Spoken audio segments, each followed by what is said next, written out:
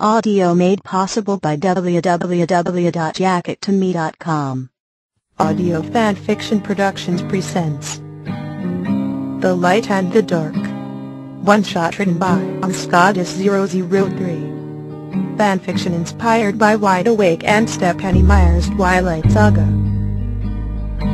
Sleep isn't an escape. My traitor thoughts whispered as I stared at the back of my eyelids. Darkness with sharp flashes of color protruding from the edges in wayward pyrotechnics danced in front of my eyes. That was probably a lie. Even if it weren't a lie, it didn't matter. It was an escape to me, and the rare hours I was graced by the empty bliss it created, I was still numb. It wasn't much to look forward to during the day, but it was something. I needed more of it. Hours, or preferably days, if possible. The incessant chirping of an elated blue jay disrupted my fitful slumber at 6:30 that morning. It was too early for me to muster up the energy necessary to shoo the inane creature from its perch behind the smudge pane, so I instead reached a weak hand blindly to my side, and pulled the rumpled pillow over my ear with a raspy groan. The pillow stunk of mold and stale booze. I pushed my nose deeper, and breathed in resentfully, reverently. The mold was unseemly, but the smell of the ambrosial liquor was more than enough to make it bearable. That was an escape. Even I wasn't stupid enough to deny that. Though denial was not something I deserved nor sought. The truth of my darkness infected me daily, creeping into the very depths of my being, and dragging me under.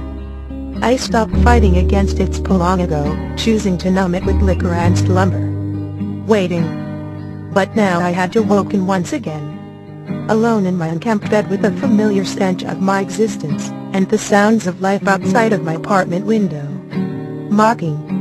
I pushed the pillow deeper into my face, bracing myself as my hand created a feeble fist in the lumpy material.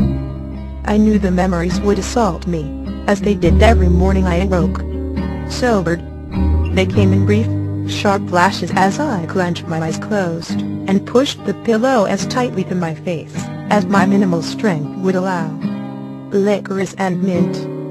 Corduroy and velvet. Dahlia flowers and wolf grins. Brown loafers and silken hair. The soft jingle of metal. Fresh linen and billowing curtains trimmed with lace. Sunlight and laughter. Soiled white cotton and excited whispers. Muddy hands. Bronze hair. Green eyes. I was sick again in huddling over the stained porcelain foil and heaving nothing into the dark bowl. Dry heaves. No stomach acid. No food. No liquid. Nothing. I was empty. I didn't look in the mirror as I rose. I never did. I never could. Instead I slipped on the large brown trench coat that would act as my barrier for the short amount of time I required it. There was no reason to get dressed. I was never undressed. My head was aching, a pulsing mucus resounding through my ears as I stumbled down the hall of the dark apartment carelessly. The stench was everywhere. Little crevices as I passed the kitchen, all dirty. The dank smell surrounded the air in something that could only be described as damp. This whole place reeked of it. Sunk into the pores of the peeling walls, and the gruff fabric of the carpet that led to the unused living room. Of course it was unused. It was meant for the living, wasn't it? When my pale hand turned the doorknob and eased it open, I hissed, turning my face away from the bright light of the morning sky's oranges and pinks. I squinted, inching my face into the light to adjust. It was warm outside and there was a distinctly familiar scent in the air as I wandered down the sidewalk with my face casted downwards. Those two facts were my only clues in my estimation of the current season. Summer in Chicago. I couldn't remember the date, because I never kept track. Time was unfriendly, and increasingly senseless to keep. I made my beeline to the corner store on 75th and Lexington, the familiar daily path greeting me flatly as I gazed down at it unseeingly.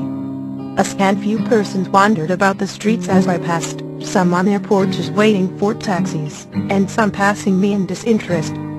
A family of four scattered out of cab as I approached the familiar store, halting with my hand hovering over the metal handle. First a woman and a little girl emerged. They were similar with their red hair and blue eyes. Mother and daughter, holding hands and stepping aside as two more exited. There was man, the father I assumed, with a comically receding hairline and a repulsive yellow button-up shirt that resembled the color of who we called Amit. The man looked infuriated as he grabbed his little boy's wrist and helped him from the vehicle. "What did I say about talking back?" the man asked the boy angrily. The boy simply stared up at him with a rather bored expression, which only seemed to fuel his father's annoyance. The young boy couldn't have been a day over 8 years old. His hair was the color of his father's, murky blonde as it fell across his scalp limply. If his genes were any indication, he'd better enjoy that while it lasts. It wasn't meant to be a rhetorical question. Even the boy could see that as he shrugged lamely and turned to his mother. They didn't look happy. The mother looked frazzled and on edge as the man paid the cabbie and snatched the boy's wrist up, dragging him into the shop with low, angry hisses laced with threat. The boy didn't seem to care about what his father was saying. He was nothing like paper and paste. Teary-eyed laughter and forceful tickles. Feathers and golden shimmers. Footsteps and chuckles. Humming and warm fingertips. Soft and sweet. Bronze hair. Green eyes. I closed my palm painfully into a fist around the metal handle, jarring the door open with the jingling bell meant to alert the employees inside to my entrance clanging against the large door. It wasn't necessary in my case. They knew when to expect me every day. I was as punctual as the elated blue jay outside my murky window pane was reliable. I chose my poison from the shelf, the usual bottle, that would likely only last a mere 5 hours.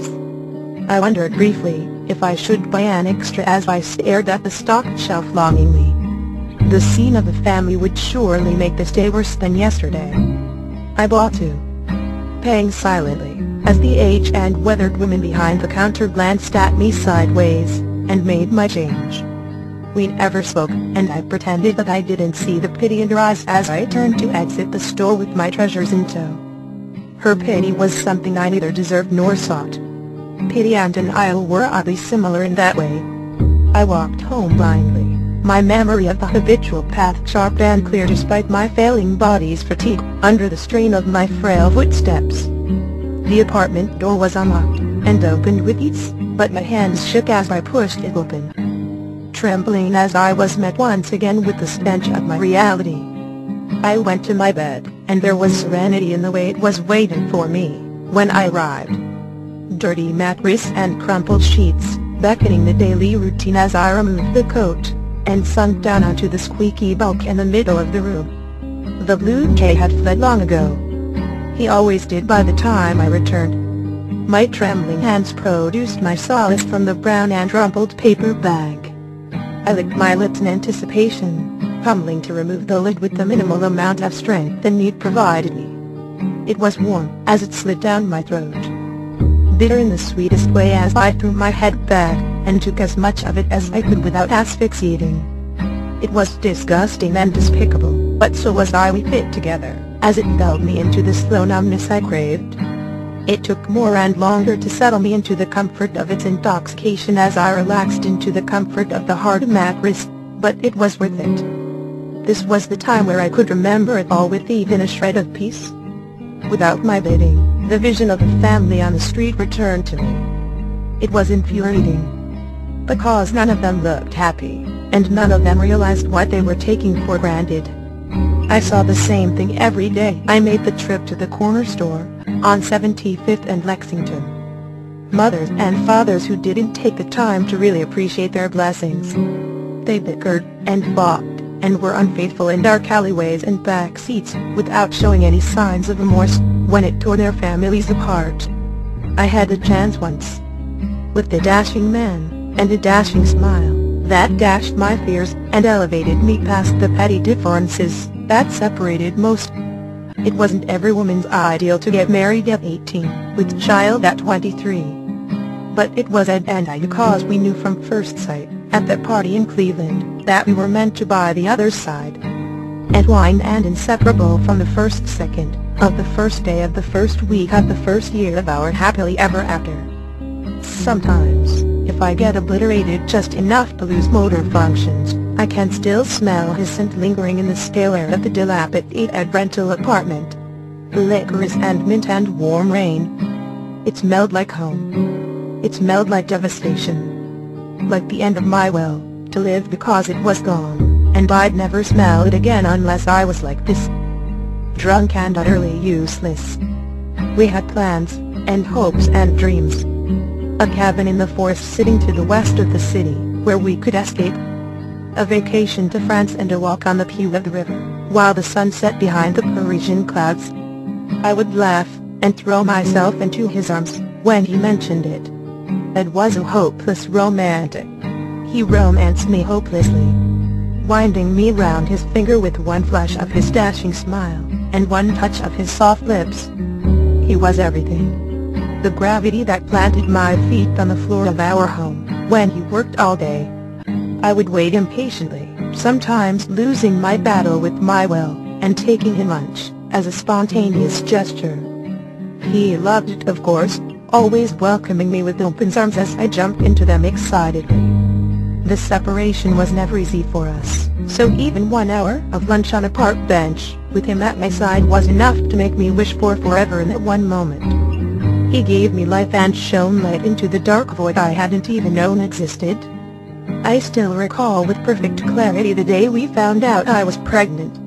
Our families and friends alike were shocked, insisting we were too young, or too promising to entertain such an ocean. We laughed, and spent the evening alone. His big warm hand resting on my bare, still flat belly, and his head on my chest. He was absolutely ecstatic. I ran my fingers through his dark hair, as we lay in bed that night. "What would you prefer?" I asked in reference to the sex of a child. His body shook with silent laughter, that reverberated down to my toes, where our feet had become as intertwined as our hearts. "I don't care," he replied simply with a smile in his voice. He didn't care. Boy or girl.